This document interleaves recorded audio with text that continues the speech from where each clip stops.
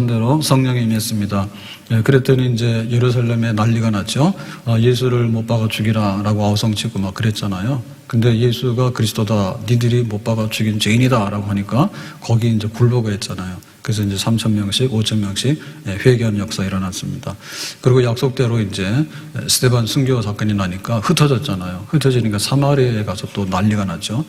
그래서 사마리아에서 빌립이 전도하고 또 베드로하고 요한나 가서 보니까 진짜 그렇거든요. 그래서 니들 성령 받아라 해가지고 또 성령을 충만히 받고, 그래서 이제 사마리아까지 이제 복음이 전파됐습니다. 그래서 오늘 오전에 말씀은 드디어 이제 땅끝을 가야 하는데, 땅끝은 저 로마 스페인이거든요. 땅끝 처음이 어디냐? 이방인이란 말이야, 이방인. 그래서 이제 최초의 이방인 교회가 가이사라 고넬료의 집에서 이제 형성이 돼요. 그래서 성령이 가라 하니까 베드로가 갔죠. 저 이방인의 집에 내가 어떻게 갑니까? 막 이랬더니 가라 하니까 간 거예요. 가서 거기서 말씀 전했더니 여지없이 또 이제 성령이 임하게 되고 사람들이 방언하고 하나님을 찬양하고 이런 변화들이 일어났어요. 그래서 이제 이 복음이 막 확산돼 나가는데, 사실 이거 옛날 얘기를 하려고 하면 이거 뭐 하나만 안 합니다. 옛날의 역사가 그랬더래요. 이거 한다면 뭐 하겠어요? 그러면 여기 지금 예루살렘이나 사마리아나 이제 고넬료의 집이나 가이사라나 이게 복음이 막 전파됐을 때 사실은 성령 안에서 그 일어난 변화를 한번 생각해 보세요. 하나님 모르는 사람이 예수님을 영접해서 알게 되고, 그 다음에 이 사람이 성령을 받으니까 기도를 하게 되고 찬송을 하게 되고, 그 다음에 이제 내가 믿는 예수님을 증거하게 되고, 그러니까 그 개인이 일어났던 변화들이 말로 다 할 수 없는 거죠. 거기다 들어있는 겁니다. 예수를 믿고 변화되고 예수님을 자랑하게 되고 능력을 얻게 되고, 그래서 세상적인 것들을 다 버리게 되고 하나님의 거룩한 영을 사모하게 되고, 그러니까 이제 내가 새 사람이 되고 나니까 가정이 새로워지게 되고, 또 가정이 새로워지게 되니까 믿는 사람들끼리 모여가지고 교회가 형성이 되고, 이제 이러한 거대한 이렇게 막 강 같은 역사, 새로운 나라가 임해가지고 새로운 하나의 그 혁명적인 그 하나님 나라가 도래하는 이런 일들이 막 급속하게 이제 퍼져나가게 된 것입니다. 자, 그러면 이제 이렇게 복음이 전파됐다고 막 하니까, 그 다음에 이제 그 가이사라의 고넬료의 집 가지고는 안 되거든요. 그 여기는 사실은 아주 미약하잖아요. 그래서 이제 본격적으로 땅끝 선교할 수 있는 선교센터를 이제 차지하게 됩니다. 그게 이제 안디옥입니다. 안디옥. 우리가 알고 있는 안디옥 교회입니다. 그래서 이제 안디옥에 이제 교회가 세워지게 되고, 여기서 이제 최초로 그 바나바하고 바울을 이제 선교사로 파송하게 되고, 그런 세계 선교의 센터, 그러니까 예루살렘에 교회가 있었지만은 사실은 미약해요. 예루살렘은 옛날에 유대인의 성전이 있는 상징적인 곳이잖아요. 그러니까 거기가 아니라 이제 그 안디옥에다가 이제 센터를 세워가지고 세계 선교가 본격적으로 이루어지게 됩니다. 그러면 이제 안디옥이라고 하는 도시는 어떤 도시인가를 우리가 알게 되면 그 안디옥을 좀 더 교회를 이해하게 되는데요. 안디옥은 주전 300년에 헬라 제국이 멸망을 하면서 그 알렉산더의 그 장군들 중에 한 사람인 셀레우키스라고 하는 사람이 이 도시를 건설했어요. 그러니까는 새로 건설한 신도시입니다. 그럼 여기 그 안디옥이라는 이름은 어디서 나왔냐면 이 셀레우키스가 건설하면서 자기 아버지 안티오쿠스 아버지의 이름을 따서 우리말로 안디옥이라고 하는 도시 이름을 지은 거예요. 도시 이름을. 그리고 이제 이 안디옥이나 이런 도시를 보면은 바다를 접해 있거나 강을 접해 있잖아요. 그래서 지금 바다에 접해 있는 항구가 셀레우키아, 그러니까 셀레우쿠스라고 하는 장군이 이 도시를 만들었잖아요. 그러니까 그 항구는 자기 이름을 따라서 셀레우키아라고 하는 항구를 이제 만들고, 그래서 이제 항구와 함께 안디옥이라고 하는 도시가 이렇게 새롭게 건설이 되어졌습니다. 그게 바로 주전 300년입니다. 예수님 오기 전 300년. 그래서 여기는 우리가 규모를 보면 인구가 한 50만이에요. 그러니까 지금 고양시 인구가 100만이 넘었다고 자랑했잖아요. 그 당시에 이 인구가 50만이면 세계 3대 도시예요. 로마가, 그 다음에 이제 아프리카 알렉산드리아가 두 번째고요. 여기 이 시리아, 여기가 시리아거든요. 시리아의 안디옥이라고 하는 새로운 도시를 건설했는데 인구가 50만이에요. 이거 어마어마하게 큰 도시예요. 큰 도시예요. 그래서 여기는 이제 아주 아름다운 도시로 이렇게 건설했기 때문에 정말 건물들이, 멋진 건물들이 많았고, 그 다음에 이 도시는 주로 이렇게 남북으로 이렇게 형성이 되어 있고, 그러다 보니까 이제 길이 이제 발달해 있어가지고 가로수들이 굉장히 잘 길 따라서 이렇게 세워져 있고, 그런 멋진 도시입니다. 그러면 도시 인구가 한 50만 되는데 인구 구성을 보면요, 여기는 이렇게 유대인들도 많이 왔어요. 그 유대인들이 굉장히 좀 이렇게 핍박을 많이 받고 했잖아요. 근데 이제 인구를 유치하기 위해서 너희들 차별 안 할게, 동등하게 해가지고 유대인들 많이 유치해가지고 상당수 많은 유대인들이 여기 구성이 됐고요. 네, 그 다음에 이제 동방에서 온 사람들, 아시아에서 온 사람들이죠. 그래서 아시아라 그러면 페르시아나 중국이나 인도입니다. 그러니까 여기서 유입돼 온 아시아 사람들도 여기 많이 여기 지금 살게 됐고요. 네, 그래서 이제 별명이 뭐냐면 동방의 여왕이다. 그러니까 이제 동방의 아시아계 사람들도 굉장히 많고 유대인들도 많고 헬라 사람들도 많고. 근데 여기 이제 라틴, 로마 제국의 이제 라틴 계열의 사람들도 있고 해가지고 다인종, 인구가 굉장히 복잡하게 인종이 여럿이 섞여가지고 살 수 있는 그런 거대한 도시. 그게 바로 그 당시에 안디옥이라고 하는 도시였습니다. 그러니까 여기에 이제 복음이 전파되는데 어떻게 전파될까라고 할 때 굉장히 좀 특징적이에요. 그래서 오늘 말씀의 19절에 보니까 그때 스데반의 일로 일어난 혼란으로 말미암아 흩어진 자들이 그랬죠. 그러니까 그때라는 얘기는 스데반의 순교 사건. 그러니까 예루살렘이 이제 막 부흥을 하게 되니까 유대인들이 화가 났죠. 화가 나서 스데반 쳐 죽여야 되겠다 해서 그냥 그래서 죽였잖아요. 네, 그걸로 인해 가지고 이제 믿는 사람이 흩어졌죠. 흩어졌는데 흩어지는 사람들이 어디까지 흩어졌느냐라고 할 때 베니게와 구브로와 안디옥까지 그랬어요. 그래서 지도를 한번 보면 우리가 알고 있는 지도인데 한번 보십시다. 저기 보면 이제 예루살렘이 있습니다. 저는 안 보여요. 예루살렘이 있는데 예루살렘에서 쭉 위로 가다 보면은 두로와 시돈이 있죠. 두로와 시돈이 이제 베니게. 그 다음에 이제 구브로라고 하면 저게 지중해잖아요. 바다, 파란 바다가 있는데 거기에 큰 섬이 있어요. 그게 이제 구브로. 저기가 이제 바나바의 고향입니다. 고향. 그 다음에 이제 그 쭉 위로 육지로 쭉 보면 안디옥이 있죠. 저 안디옥. 지금 우리가 말하는 안디옥이라는 도시예요. 거기까지 이제 이렇게 예루살렘에서 핍박받아서 피난 간 사람들이 흩어져서 이제 복음을 전하게 됩니다. 근데 이제 19절에 보니까 유대인에게만 말씀을 전하는데 라고 했죠. 그러니까 유대인에게만이라고 하는 얘기는 원래 이제 하나님 백성이 유대인이기 때문에 유대인들 중에서 예수를 영접해서 이제 회심을 하게 된 거예요. 베드로나 사도들이 다 유대인이죠. 그러니까 이제 흩어진 사람들도 주로 유대인일 거 아니에요. 유대인들 중에서 이제 유대인들한테 먼저 복음 전하죠. 다 팔이 안으로 굽잖아요. 동족들에게 회당에 들어가서 이렇게 이제 하는 거죠. 그러니까 이거는 예루살렘에서도 했던 방식이고 그 다음에 사마리아에서도 했던 방식이에요. 근데 이제 가이사라에 저쪽에 가이사라가 있는데 그 가이사라에 보면은 거기 이제 로마의 백부장 집에서는 복음이 전파될 때 거기는 순 헬라인 이방인들이었잖아요. 근데 베드로가 가서 복음 전했잖아요. 근데 여기 안디옥에 갔을 때도 그냥 항상 유대인에게 회당에 가서 이제 이런 식으로 복음을 전했어요. 그러니까 이렇게 복음을 전하다 보니까 사실 이 복음이 그렇게 폭발력은 없었어요. 네, 폭발력은 없었어요.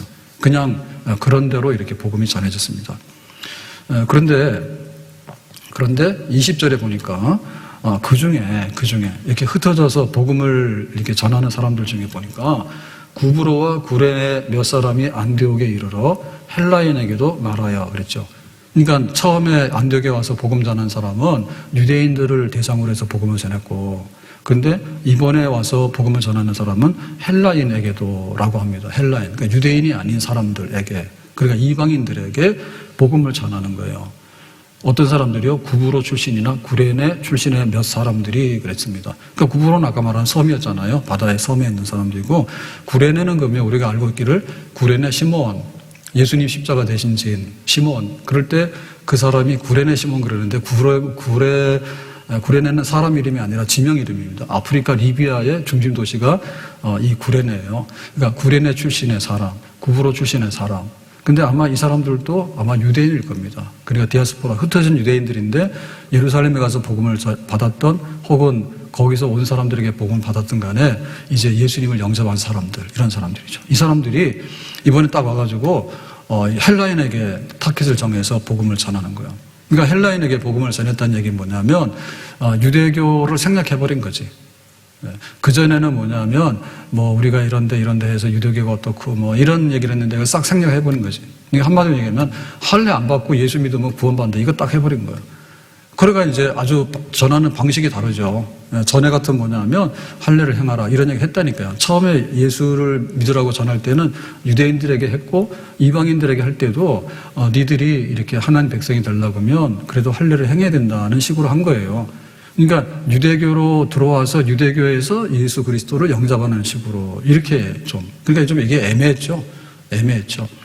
그러니까 이 순유대인들은 그야말로 유대인의 전통이나 또 유대인의 사상이나 유대인의 신앙이나 혹은 유대인의 그 어떤 습관 이런 거를 하루아침에 벗어던지기 어려운 겁니다.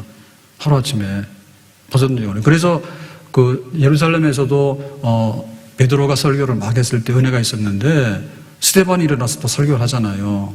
그러면 이 종류가 다른 겁니다. 그러니까 12사도들은 주로 유대인 중심의 사역을 한 사람들이고 여기 지금 헬라파 과부들이라고 하는 헬라 물을 먹은 사람이나 이방인들 이런 사람들 예루살렘에 살고 있는데 이런 사람들에게는 아무래도 정통적인 유대인에게는요 약간 거부 반응이 있는 거예요. 그리고 베드로도 그 사람들 대할 때 아무래도 좀 꺼리는 거예요. 그래서 7집사를 세워가지고 7집사들은 순전히 그 헬라 사람들 중심의 이런 것들을 사역하는 집사지만은 그래서 이제 스데반에게도 능력이 나타나고 스데반도 설교를 할 때 좀 더 유대인 아닌 사람도 알아듣기 쉽고 받아들이기 쉬운 그런 식으로 이제 복음을 전한 거죠. 그러니까 그 스데반의 설교를 이어받은 것이 바울입니다.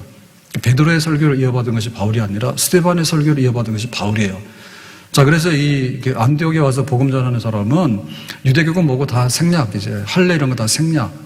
그냥 하나님의 아들 예수님이 이런 분인데 예수를 믿게 되면 너희들이 이제 예수 믿고 구원받는 하나님의 백성이 된다. 이걸 한 거예요. 그러니까 얼마나 간편하고 얼마나 이렇게 문턱이 낮아졌습니까 지금. 여기 안디옥에 있는 사람들은 유대인이 있긴 있지만 많지 않거든요. 다수는 다 인종이란 말입니다. 그 사람들이 들을 때 뭐 하나님 믿는데 유대인들은 항상 자기들의 어떤 선민의식이나 또 자기들의 그런 어떤 할례라든지 전통을 받아들여야지 이제 하나님을 믿는다라고 이제 얘기를 했는데 아주 굉장히 개방적이면서도 아주 그냥 굉장히 이렇게 시민적이면서도 아주 소탈한 사람들이 나타나서 하나님의 아들 예수님을 믿으면 그냥 구원받아버려라고 하니까 단순 명료하고 그야말로 복음이 맑음 이렇게 막 구름이 끼고 흐른 게 아니라 아주 반짝반짝 빛나는 그런 막 즉석에서 하는 그런 순수한 그런 복음을 아주 쉽게 접하게 된 거죠. 그러니까 여기서 이제 폭발적인 반응이 일어나는 거예요. 야, 그러면은 뭐 우리 그냥 뭐 쉽게 믿어도 되겠네 라고 해서 이제 헬라인들에게 그냥 쫙 이제 복음이 접어져서 이 사람들이 교회로 들어와 버리게 된 거죠. 그래서 이게 지금 은혜입니다, 이게. 그래서 그 안디옥 교회가 급속하게 성장할 수 있었던 데는 그런 어떤 복잡한 이런 거, 좀 애매한 거, 이런 전통들, 이런 거를 싹 씻어버린 거예요. 그래서 크게 부흥하니까 이게 예루살렘에 이제 보고가 되잖아요. 그래서 이제 바나바가 파송돼서 이제 와서 목회를 하잖아요. 그랬을 때 이쪽에 그 예루살렘에서 유대인들은 항상 저 안디옥 교회가 하나님 믿긴 믿는데 약간 우리하고 다른 사입이 아닌가라는 그런 걸 많이 해요. 네, 와가지고 막 니들이 믿는 거는 뭐 잘못된 거고 막 이런 식으로 합니다. 그래서 이게 분란이 일어나게 되니까 나중에 이제 안디옥 교회가 정상적인 교회인지 예수님의 교회인지를 이제 교회 회의가 모이죠. 그래서 세계 1차 교회 회의는 이 안디옥 교회의 복음이 이게 정말 맞는 건가 아니면 이게 사입이 짝퉁인가에 대한 그 시비를 회의해가지고 이거 옳다 맞다.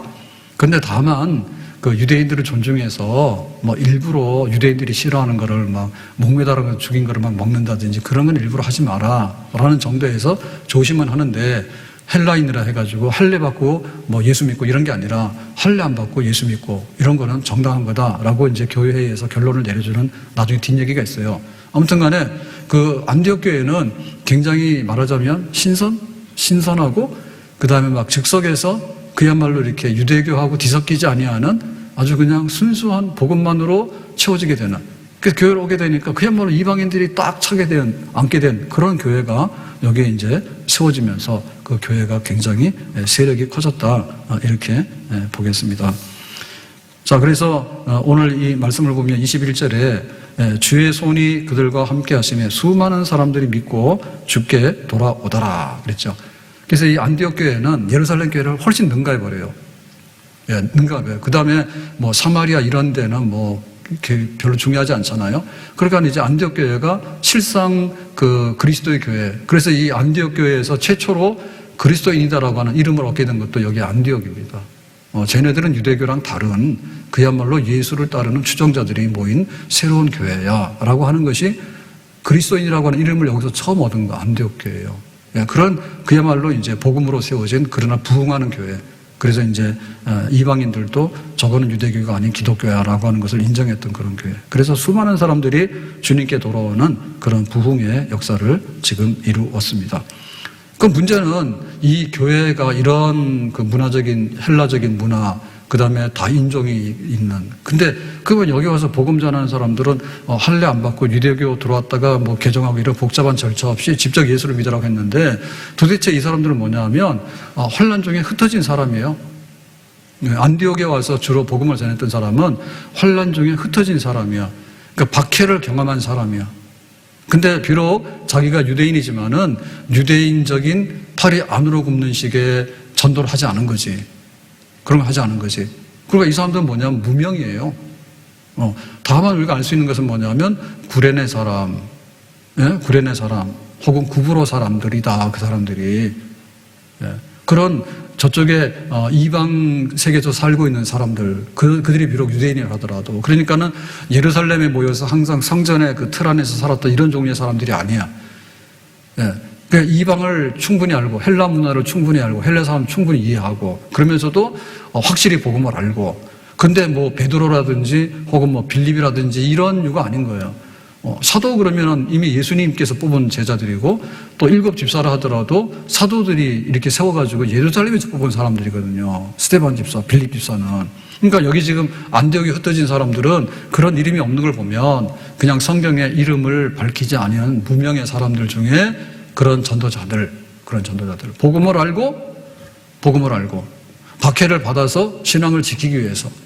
그러나 가가지고 정말 이 이방인을 너무나 사랑하기 때문에 하나님께로 인도하는 데 있어서 가장 효과적인 방법으로 전도했던 사람들, 무명의 상도들, 이런 사람들이 이 안디옥 교회의 전도자요, 안디옥 교회를 개척한 사람들. 그러니까 50만 명이 모여 사는 거대한 도시에 뭐 한 사람이 가서 뭐 베드로처럼 이들 나와라, 안진병이 일어나, 이런 식으로 한 게 아니라 그냥 구석구석에 흩어지면서 이렇게 막 전도해가지고 그 안디옥이 급속하게 교회가 형성되는 그런 전도자들로 인해서 세워진 교회. 이것이 바로 안디옥 교회였다 얘기죠. 그래서 오늘 여기서 우리가 주목하고 해야 되는 것은 뭔가 하면 뭐 베드로 같은 사도 혹은 뭐 스데반이나 빌립 같은 집사 이런 사람들이 아니더라도 얼마든지 성령이 충만해서 복음을 전하는 사람이 됐다. 그러면 거기는 뭐냐? 박해를 이기고 복음의 은혜를 입고 십자가의 은혜를 입고 성령의 충만을 받고 이것이 그 사람들을 설명할 수 있는 전부 다예요. 사도냐 아니냐? 교회에서 투표해서 뽑은 집사냐 아니냐? 그게 문제가 아니에요. 우리 선교사들이 와서 선교할 때 어떤 식으로 했는가 하면 병원을 세우고 뭐 학교를 설립하고 이런 걸 했죠. 그런 거 했어요. 왜냐하면은 가장 효과적인 방법을 찾으려 하다 보니까 말도 잘 안 되는데 가서 섞이기도 어렵고 그러니까 이제 병원 세우고 뭐 학교 세우고 그 다음에 이제 황실 궁궐에 들어가서 뭐 임금님이나 혹은 명성황후나 이렇게 뭐 진료도 해주고 뭐 이런 식으로 해서 뭐 외교하는데 그 당시 선교사들은 외교사 역할도 막 하고 그러거든요. 외교관 역할도 그런 거 하고 이제 이렇게 해서 막 이렇게 하는 어떤 그런 게 아니라 그야말로 그냥 무명의 성도들 흩어진 불씨. 우리가 바깥에 나가면 야생아들이 굉장히 많잖아요. 그거 우리가 집중적으로 키우는 거 아니잖아요. 요거는 농원에서 난이라고 하는 거를 상품 가치 얻기 위해서 이렇게 크게 키워가지고 막 이러는 거지. 이런 것이 저기 바깥에 나가 있으면 이거는 금방 쓰러져 죽습니다. 점심 먹고 바람 쐬러 나갔더니 막 우리 교회 주변에 바람이 엄청 세게 불더라고. 한겨울보다 더 춥더라고. 바람이 세가지고요. 이런 거 세워놓으면 이거 그냥 넘어요. 왜냐하면 키도 크고 꽃대도 많기 때문에 이 힘없이 넘어요. 이거는 인위적으로 돈 받고 팔라고 이렇게 해놓은 거예요. 돈 받고. 야생나는 이런 식으로 하면 못 살죠. 그러니까는 지금 이 씨앗이 떨어지는데 씨앗이 떨어지는데 뭐 화원에서 뭐 이렇게 물 주고 꽃 주고 물 주고 비료 주고 해가지고 키운 꽃이 아니라 그 말이야. 그냥 있는 대로 생명력이 있기 때문에 야생적으로 막 흩어져서 하는 거. 이게 안디옥 교회를 변화시키는 그 헬라 사람들을 변화시키려고 그러면 헬라 유명한 사람이 와서 뭔가를 해야 되는데 그거 아니라도 하나님께 쓰시는 거지, 이렇게. 나중에 이제 바울을 들어 쓰잖아요. 바울은 유대인이지만 다소 출신이잖아요. 다소가 안디옥 다음으로 가는 또 헬라의 거점 도시입니다. 거기 출신 바울을 쓰긴 써요. 근데 바울이 와서 개척하는 건 아니에요. 예, 무명의 성도들이 흩어져서 안디옥교를 세우는 거예요. 그러니까 이거를 보면 선교사들이 와서 뭐 병원 세우고 학교 세우고 막 해가지고 뭔가를 끌어모으고 이런 게 아니라 그냥 사람이, 어떤 사람, 복음의 은혜를 입은 사람이, 어떤 사람, 성령의 은혜를 입은 사람이, 어떤 사람, 환난을 당하고 박해를 받았기 때문에 피할 수밖에 없었는데 살기 위해서 도망가는 게 아니라 가서 복음을 전하는 사람들, 이런 사람들, 그야말로 살아있는 사람들, 살아있는 사람들이 흩어져서 설립한 교회, 그게 어마어마한 안디옥 교회가 되고 여기에 이제 목회자로 초청받은 게 바나바하고 바울이 되겠죠. 그러니까 원래 교회는 바울이나 바나바가 가서 모은 게 아니에요. 흩어진 무명의 성도들에 의해서 그 교회가 세워지게 된 것이에요. 그래서 우리가 우리 교회를 이야기할 때 교회를 그야말로 풀뿌리와 무명의 성도들이 모여서 설립하는 교회가 맞다, 이렇게 생각하셔야 돼요. 예? 교회란 뭐냐? 성도, 믿는 사람이에요. 믿는 사람 뭐냐? 목사님, 장로님 둘이 모여서 교회를 하는 게 아니에요. 예. 정말 내가 예수님을 믿는데 이름도 없이 빛도 없이, 그러나 환난과 박해 중에도 내가 마음 변찮고 예수님을 섬길 수 있는 사람들, 그 성령을 받은 사람들, 그래서 이제 속으로 능력이 있기 때문에 증인이 되고 남는 사람들, 그런 사람들이 교회에 모여서 예배를 드리게 되고 흩어지게 되면 전도를 하게 되고 교회를 사랑해서 봉사해서 섬기게 되고, 그렇게 교회가 만들어져 가는 거다. 아멘. 우리 민주주의가 잘 되려고 그러면 지도자가 좋아야 돼요. 근데 지도자는 지도를 하기 위해서 나오는 것이지, 민주주의 그 자체는 무명의 이 민주 시민들에 의해서 민주주의는 이렇게 뿌리를 내리고 발전하게 되는 겁니다. 발전하게 됩니다. 거기다 기름을 부으면은 좋은 지도자가 나오면 되겠죠. 근데 좋은 지도자가 나와서 하루 사이에 그런 막 민주화를 이뤄가지고 민주화된 그런 나라를 뚝딱 세우는 건 아니에요. 예, 이런 것들이 토양적으로 선량한 민주 시민이 많아야지 민주주의가 뿌리를 내리게 되고 그런 거죠. 우리가 기업을 보더라도 큰 대기업이 필요하죠. 대기업이 필요한데, 근데 밑에 있는 생태계가 무너져 버리면 그 대기업이 힘을 못 써요. 경쟁력 잃어버려요. 잃어버려요.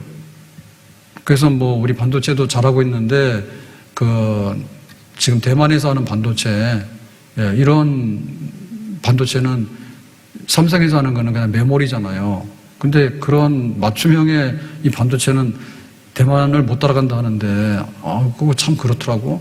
근데 이게 그 생태계가 있어가지고 다 이렇게 협력하는 회사들이 다 붙어줘서 그게 경쟁력이 돼야지 이제 그게 작품 완성이 되는데, 그냥 공장에서 메모리 반도체 찍어내듯이 그런 식으로 해서는 안 되는가 봐요. 그래서 이거 못 따라잡는다더라고. 날이 갈수록 격차가 심하다더라고. 대만 큰 소리 치는 거야. 대만에 그 반도체 막아버리면 전 세계가 아무것도 못하고, 자동차 부품 반도체가 전부 다 컴퓨터잖아요. 그래서 새 차 사서 다 좋은데 제일 안 좋은 게 뭐냐면, 나는 그냥 이렇게 주차할 때 후진하고 하는 거 카메라, 그거 나는 그럼 뗐으면 좋겠어. 이거 백미러를 보고 가면 거의 잘 가거든요. 그래서 한두 번 하면 들어가는데, 지금은 노란 거, 파란 거, 빨간 거 하는데 정신이 없어가지고 아무리 이해를 하려고 해도 아직도 이해가 안 돼요. 안 돼. 그래서 10초면은 파킹할 거를 1분 걸려서 안 되고 짜증나가지고 이제는 힘들더라고. 근데 보면은 이 백미러 가만히 있질 않아요. 움직이면 움직인 대로 이게 여기 액정이랑 돌아가가지고, 옛날에는 가만히 있잖아요. 백미러 가만히 있잖아요. 그걸 보고 싹 가면은 웬만하면 잘 안 부딪힌다니까. 근데 이게 움직이다 보니까 백미러는 보면 안 되는 거야. 그 자동차 반도체 없으니까 그거 없으면 못 만드는 겁니다. 수많은 반도체가 들어가서 이 컴퓨터잖아요. 다 이걸 해야 되는데 그거 공급 못 해주면 안 되는 거지. 그러니까 우리 산업이 있는데 제철이 없으면 산업이 망하잖아요. 할 수가 없잖아요. 우리나라 철을 만들잖아요. 포항제철 해가지고 철이 있잖아. 근데 그렇다 해가지고 철만 만들면 뭐합니까? 치약도 있어야지. 양치하는데 치약 있는 거지. 쎄가지고 양치하나? 쇳가루 가지고 양치해요? 그러니까 골고루 밑에 있는 소비재가 있고 이래야지 사실은 삶이 풍요로운 거거든요. 그러니까 생태계가 건전해야지 이게 된다. 중소기업들도 나름대로 인정을 받고 다 이렇게 잘 살아야 되고 이래야지 대기업이 힘을 쓰게 되는 거예요. 그게 없으면 나중에는 이게 다 고목나무 쓰러져 버리게 되는 거예요. 우리의 문화도 마찬가지거든요. 우리의 문화도 건전한 문화가 자리를 잡아야 되는데 그 뭐 아이돌 나와서 춤추고 나는 전 세계 케이팝에 뭐라 해야 되나 이해가 잘 안 가더라고요. 이해가 잘 안 가요. 근데 막 그게 영향력이 그렇게 있는 거예요. 그러면 우리 모든 게 그 케이팝이냐 할 때 사실 그게 아니라 그냥 우리나라 사람들 노래 부르는 거 좋아하면 노래 부르는 것 자체가 좋은 겁니다. 그러고는 한편에서는 막 이번에 이수만 난리 났잖아요. SM 난리 나서 뭐가 뒤집어진 것 같은데 거기랑 뭐 BTS하고 막 붙어가지고 뭐 하던데 경영권 때문에. 근데 보면은 느닷없이 종편에서 그 뭐죠 이거 그 뭐예요? 임영웅이 나온 거 뭐예요? 그거? 그냥 하는 노래 그 뭐예요? 가요. 예? 트로트. 그거 빨리. 트로트하고 지금 이게 아이돌 안무하고는 안 맞잖아. 근데 시청률이 누가 더 높아요? 사실 또 여기가 높아요. 우리한테 입맛에 맞는 건 그런 거예요. 한마는 이 세상 그래가지고 막 그 12살짜리가 불러제껴도 막 눈물 주주를 그런 게 그래 우리나라 사람들이. 근데 막 그 인형처럼 해가지고 막 그 안무하고 해가지고 뭐 아이돌 나와서 하는 걸 보면 우리는 못 따라가고 그 노래 모르죠? 무슨 말인지 모르죠? 노래를 하긴 하는데 무슨 말인지 모릅니다. 찬송가는 알아듣습니다. 메마른 땅을 내가 종일 걸어가도 피곤치 아니하고 알겠는데 그걸 모르겠더라고. 그러니까 우리의 그 정서 속에 있는 노래 혹은 춤, 문화 이런 것들이 건전해야 되잖아. 어떻게 보면 우리가 커피를 제일 많이 먹는데요. 전 세계적으로 커피 왕국입니다. 지금 우리나라. 우리나라 1등 하는 게 몇 개 있습니다. 명품 많이 사는데 우리나라 거의 1, 2등이래요. 인구 대비나 국력 대비에 비해서 엄청 높아가지고 명품, 세계적으로 명품 소비하는데 1등이라는 거예요. 그만큼 부자냐? 1등 부자는 아니에요. 그러면은 행복한 나라냐라고 하면은 30등 밖에요. 명품 1등이야. 사는 데는 1등이야. 그 명품 1등이면 행복도 1등이 되잖아. 행복은 30등 밑에야, 우리나라. 형편없어요. 죽겠다는 사람 엄청 많거든요. 이게 뭐가 잘못된 거야. 그러니까 우리가 소비를 하더라도 건전한 소비를 해야 되는데 타당한 소비를 해야 되잖아요. 막 자동차 하나 사는데 5억짜리를 전 세계에서 제일 많이 판다니까, 우리나라가. 그 말이 돼요? 그게 말이 되냐고. 말 되니까 하고 있겠지. 아주 이상하다니까. 명품 제일 많이 팔다 보니까요, 짝퉁 밀수도요, 막 몇 조랍니다, 지금. 짝퉁으로 돌아와서 잡힌 거면 1년에 몇 조랍니다. 그게 못 말리는 거예요, 지금. 그러다 보니까 이 건전한 소비가 뭔가에 대해서 제가 경고 먹었거든요. 집에 택배가 너무 많다고. 집에서 세 받는가 봐요. 두부하고 그 다음에 또 요거트하고, 양파하고, 토마토하고, 두부하고, 양파하고, 우유하고, 우유 요새 안 산다. 똑같은 게 반복이야. 그러니까는 사모님 걸지 마세요. 그거 다 해봐야 몇만 원 되지도 않아요. 5만원짜리 롤스로이스 하나 긁어볼까? 자동차? 지금 이거 액정 보고서 후진해가지고 주차하는 것도 지금 도저히 습득이 안 돼가지고 한 달 했는데 습득이 안 되니까 이거 어려운 거죠. 삑삑거리는데 왜 삑삑거리는지를 모르겠어. 삑삑거리는데. 옛날에 내 눈으로 확인하고 가면 되는데. 아무튼 간에 이래요. 우리 문화라는 것도 그래요. 문화라는 것도 저급한 문화가 있고 건전한 문화가 있는 거야. 근데 저급한 문화가 발달할수록 진짜 자본주의입니다. 자본주의는 최소의 고통으로 최대의 쾌락을 추구하는 그 자본주의의 근본 속성이에요. 다 이것 가지고 움직이는 거예요. 이거를 돈으로 사는 거예요. 최소한의 고통을, 최대한의 행복을 사는 거야, 돈 주고. 그거를 상품화하는 거예요. 그렇죠? 돈 버는 것도 그런 거예요. 내가 힘 안 들이고 왕창 버는 거, 그거. 쓰는 것도 그거예요. 내가 최소한의 것을 들여가지고 최대한의 것을 얻으려고 하니까 나중에는 할 게 마약밖에 없는 거예요. 하나 먹으면 다 세상이 그냥 다 가버리니까 나중에 빠져드는 게 그런 거거든요. 건전한 소비가 아니고 건전한 문화가 아닌 거예요. 예? 운동하라 그러잖아요. 그러면 우리가 하루에 그냥 이렇게 걸어다니고 계단 오르내리라 하더라도 운동을 얼마든지 할 수 있습니다. 예? 그것만 우리가 운동 그러면요, 건강도 가면 병원 가가지고 몇백만 원짜리 건강검진을 하면 건강한 줄 아는데 그런 게 아니에요. 아니, 나이가 좀 들고 되면은 자기의 약점이나 이런 병이 다 노출이 되게 돼 있어요. 노출이 되게 돼 있어요. 그거 추적 관리하는 게 맞는 거예요. 그래가지고 몇백만 원짜리 건강검진 하면 다 되는 줄 아는데 못 잡아내는 게 엄청 많습니다. 그리고 그거 읽을 때, 우리가 읽을 때 잠재적으로 당신은 고혈압이고 잠재적으로 이 당뇨가 있다고 보면 미리 조심해야 되는 겁니다. 건강검진 1,000만 원짜리 하더라도 잡아다가 훈련 안 시킵니다. 당신 이런 식으로 계속하면 고혈압 되니까 하지 말라고. 비만인데 비만이라고 나오지만 잡아다가 뱃살을 잘라내지는 않습니다. 내가 1억짜리 건강검진 한다 하더라도 병원에서 나한테 뭐라 얘기를 해요? 돈 내주니까 고마운 거지. 그게 자본주의 사회지. 의사들 귀찮은 거예요. 당신이 이렇게 생활하면 당신 병 고친다는데 그렇게 안 하는 거예요. 그래요? 그러면 그냥 약으로 그냥 때려주는 거예요. 약도 안 들어요. 그러면 막 스테로이드 그냥 확 처방해버리는 거예요. 그럼 일시적으로 반짝하잖아요. 나중에 망해버리는 거예요. 그렇게 돼요. 그러니까 명의가 되는 거고, 그래서 그게 좋은 병원이 되는 거예요. 줄 세워놓고는. 그냥 막 주고, 수술 안 할 것도 수술 확 해버리게 되고. 수술하면 괜히 낫습니까?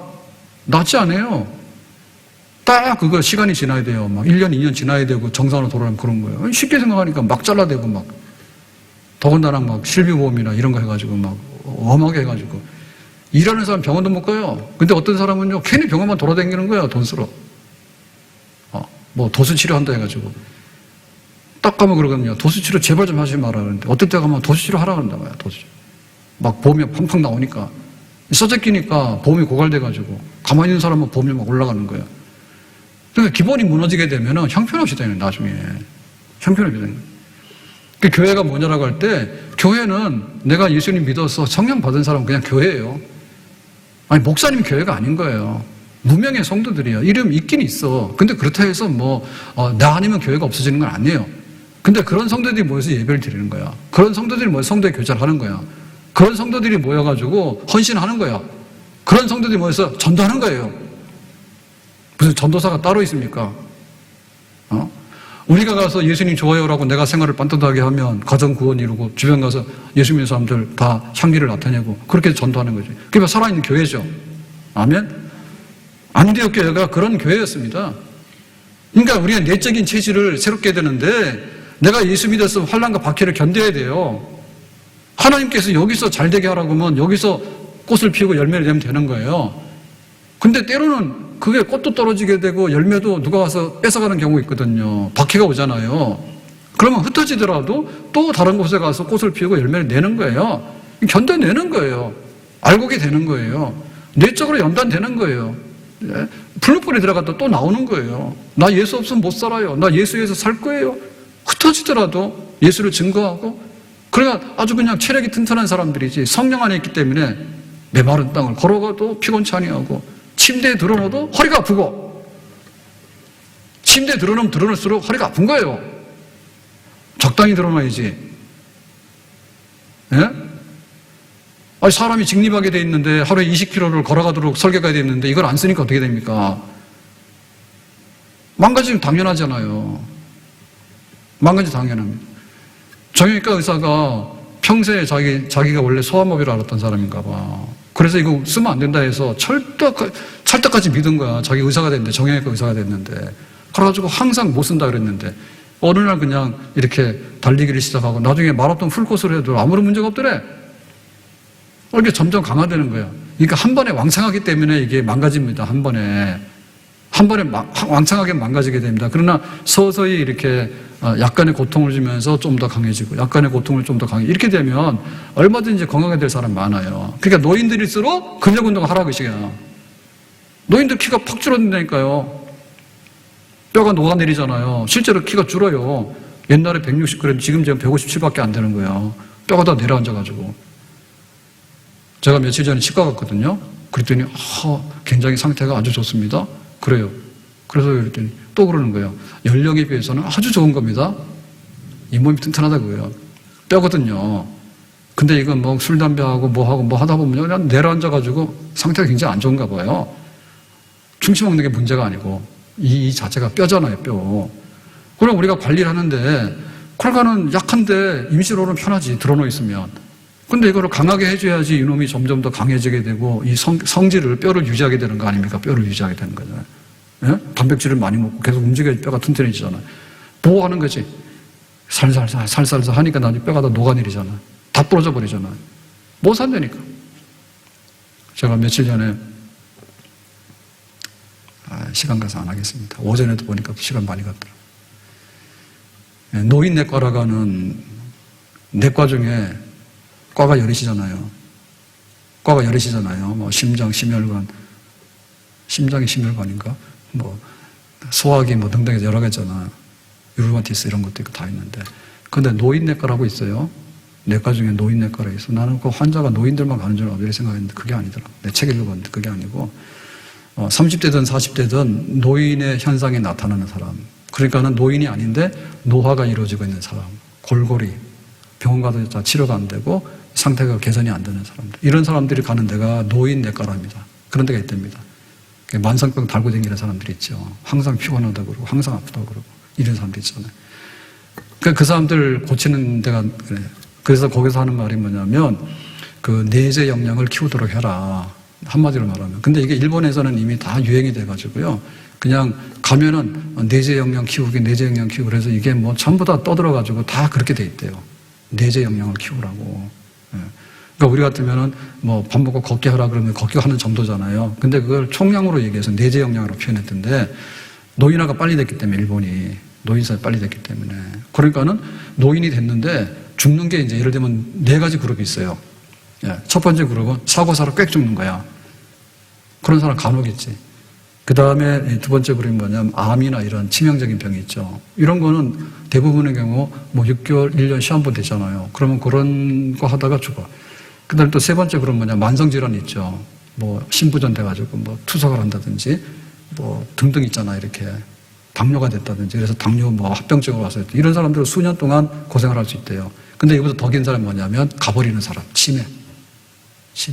이런 거는 5년, 10년도 갈 수 있잖아요. 그러니까는 이렇게 노화가 돼가지고 나타날 때 그게 이제 우리가 뭐 50대 은퇴하라고 그러고 60대 은퇴하라고 그러면은 100살을 살게 되면 끔찍한 거예요. 40년, 50년 어떻게 살 건데? 그거 문제잖아요. 그래서 이게 지금 복합적인 거라 해서 내재 역량을 늙어가는 거를 정상적인 늙음으로 그 다음에 천천히 늙는 거로 건강하게 늙는 거로 바꿔놓도록 해라 해서 그런 요소가 있다고요. 이게 보면은 기본이에요. 기본. 편히 쉬는 게 운동이 아니라 편히 쉬는 게 그게 몸에 좋은 게 아니라니까. 그리고 걷기만 하라 그런다고 걷기만 하라 그런다고. 걷기만 하면 어떻게 되냐면 근육이 다 녹아내린대잖아요. 사람이 뼈가 있으면 근육이 다 움직이게 돼 있는데 이걸 안 하니까 허리가 아프니까 하지 마라 하니까 가서 무슨 병원 가서 막 수술해버리잖아요, 요즘에. 어디 아프다고 그냥 수술이잖아요. 허리도 수술하고. 예? 관절도 막 쉽게 한다 해가지고 막 수술하잖아요. 그러면 그거 어떻게 되느냐. 운동 안 한단 말이에요, 계속해서. 충분히 회복할 수 있는데, 그런 거. 그러니까는 걸으면 다 된다가 아니라 걷는 거는 걷는 것만 되는 것이지 다른 건 안 된다니까. 팔다리의 근력이 어떻게 붙냐고 걷는 거 해가지고. 저도 몰랐어요. 그렇게 심각한 줄을. 그러니까는 노인일수록 근력 운동을 많이 해라. 치매 안 걸리려고 그러면 근력 운동을 많이 하면 치매가 또 덜 걸린답니다. 치매가. 실제로 그거 한대잖아요. 그 마을 주민센터에서 불러다가 에어로빅 시키고 막 이렇게 체조시키고 스트레칭을 많이 시키잖아요. 그러면 그 치매 예방이야. 그럼 국가에서 돈 버는 거야. 편하게 사세요 해가지고 배급 주고서는 가만히 계세요 해가지고 집에 들어놓고 있는 치매 환자들이 굉장히 많이 생기는 거예요. 그렇죠? 그러니까 계속해서 걸으라는 거예요. 왜냐하면 일단 걸으면은 좀 이렇게 많은 부분 성인병을 줄여주니까. 근데 그게 만사가 아니니까 뭐 예를 들면 근력 운동 하라든지. 그 다음에 정신 운동이 굉장히 중요한 거예요. 근데 거기 소개하는 그분은 약간 불교적인 영향을 받았는지 기분 되게 나쁘더라고. 그래가지고 자꾸만 뭐 불교식의 뭐 번뇌나 이런 거를 하면 안 된다 이렇게 나왔는데 우리는 성령 받으면 돼. 그래서 제가 지금 성령 15번, 16번째 하고 있는 거예요. 성령 받으면 정신이 새로워집니다. 아멘? 죄지 생각 안 하게 되고 불안한 거 좀 떨쳐지게 되고 마음이 평안이 깃들고 안 되면 뭐냐면 또 성령 받으면 돼. 성령 안 받아서 그래. 다니엘은 사자굴 속에 들어가도 자고 나왔는데 왜 잠을 못 자냐 말이야. 성령 안 받아서 그래. 그러고 우리가 정신과도 있고 여기 심리도 있고 다 있는 게 맞아요. 불교도 가는 게 맞다니까. 그런데 스님이 먼 산 바라보면서 저게 뭔가 공이 뭔가 빈게 뭔가 이런 거 해가지고는 골치 아파버린다니까. 예? 오대산에 사원사에 월정사 월정사 유명하잖아요. 월정사 위에 있는 말사가 상원사예요. 거기 가면 대문에 써놨잖아요. 나는 누구인가. 거기는 영어로 써놨다니까. 나 그 스님, 주지 스님이 뭔지 모르겠는데 영어로 써놨다니까. Who I am 이렇게 써놨다니까. 이거 모세가 물은 거 아니에요. 당신 누굽니까? 그럴 때 하나님 대답하시기를 여호와 하나님이다 할 때 Who I am 그러니까 나는 Who I am 나는 여호와다. 스스로 있는 자다. 이렇게 얘기했잖아요. 스스로 있는 자를 발견하기 전에 어떻게 도를 깨닫냐고. 그러니까 그것도 엉터리지. 불교식으로 해가지고 욕심을 버리고 이건 맞는데 좀 더 가보면 내가 누구인가 그거 생각하다 돌아버립니다. 그러니까 성령 받으세요. 아셨어요? 그리고 인생의 목적이 있어야 된다고 얘기를 하는데 인생의 목적이 어디 있냐고. 인생의 목적이. 그래서 창조주 하나님을 기억하며 경외하는 것이 인생의 목적이 된다. 아멘? 하나님으로 즐거워하고 하나님께 예배드리고 하나님께서 정해놓은 대로 달란트를 가지고 섬기고 내가 하나 받았으면 하나 섬기고 10개만 10개 섬기고 그러면 되는 거지. 그러니까 딱 답이더라고. 그래서 제가 내 자신이 살아가는 모습이 그래도 그 노인내과에서 연구한 거를 실증적으로 많이 살고 있구나라는 생각. 의학적인 지식은 모자라지만 근데 그런 데 대해서 상당히 자부심을 갖게 되었습니다. 다 맞는지 모르지만. 그러니까는 똑바로 합시다.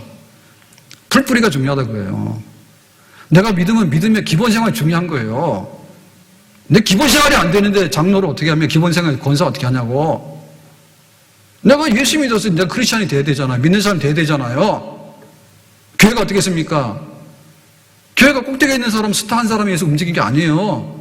정말 이름도 없이 빚도 없이 헌금하고 이름도 없이 빚도 없이 교회를 위해 기도하고 이름도 없이 빚도 없이 자기 자리를 빛내고 가서 전도하고 하는 성도들에 의해서 교회가 그렇게 세워지게 되는 거죠. 수요일날 국수 먹으러 290명 정도 왔어요. 지난주에. 이거 국수 1,000원 주고 해가지고 겨우 이제 교회는 별로 나쁜 데가 아닌 것 같더래. 이런 거 없는 거예요. 그래도 한 사람 얻기가 어려워. 그래서 우리가 내가 진짜 교인이 되어져서 박해도 이기고 성령을 받아서 예수님을 자랑하고 싶은 마음이 넘쳐나서 그런 성도들이 가가지고 집에서도 가족 식구들에게나 주변 사람들에게 열어서 입을 열어서 정말 이런 거 다 무시하고 하나님 백성으로 받아들일 테니까 예수 믿기를 바래요 라고 하는 거. 이 전도자 입이 살아있을 때 온 땅에 이 땅에 복음이 전파되고 교회가 세워지게 되는 그런 역사가 있는 줄로 믿습니다. 와서 누구든지 앞서서 일하는 지도자는 있죠. 선교사가 와서 저 복음의 씨앗을 떨어지고 하지만은 그 선교사가 돌아다니면서 우리나라 사람 다 전도했냐고. 내가 믿다 보니까는 집에서 쫓겨나가기도 하고 박해도 받았지만 그래도 신앙의 뿌리를 내림으로 해서 믿음의 집안이 되고 손영훈 목사님 아버지가 그렇게 처음에 박희송에서 자기가 믿어서 열매를 맺은 장로가 됐잖아요. 그러니까 아들이 손영훈 같은 목사님 나오게 되잖아요. 그래 구석구석에 흩어져가 이렇게 된 거라고. 그래서 우리들이 바로 내가 교인이다. 누가? 예수 믿어서 성령 충만한 사람, 내가 바로 교인이다. 내가 바로 전도자다. 내가 예수 믿어서 성령을 받아서 환난과 핍박 중에도 정말 굴복하지 아니하고 흩어져서 또 예수를 증거할 수 있는 사람, 이 사람이 바로 진짜 전도자입니다. 교회 사랑하는 성도, 전도할 줄 아는 성도, 신앙 굽히지 아니하고 이름도 없이 빚도 없이 내 잔이 넘치도록 채우는 풀뿌리, 내 밑에 구석구석에까지를 하나님 나라를 건설하는데 뿌리가 막 퍼져나가듯이 그렇게 우리의 역할을 감당할 수 있는 복된 성도 되기를 예수님의 이름으로 축원합니다. 기도합니다. 오늘 주신 말씀과 같이 안디옥 교회가 무명의 성도들로 인해서 박해받아서 피해간 성도들, 그러나 예수를 증거한 성도들, 성령 받은 성도들에 의해서 세워졌는데 우리에게도 그와 같은 은혜를 입기 원합니다. 예수님의 이름으로 기도합니다. 아멘.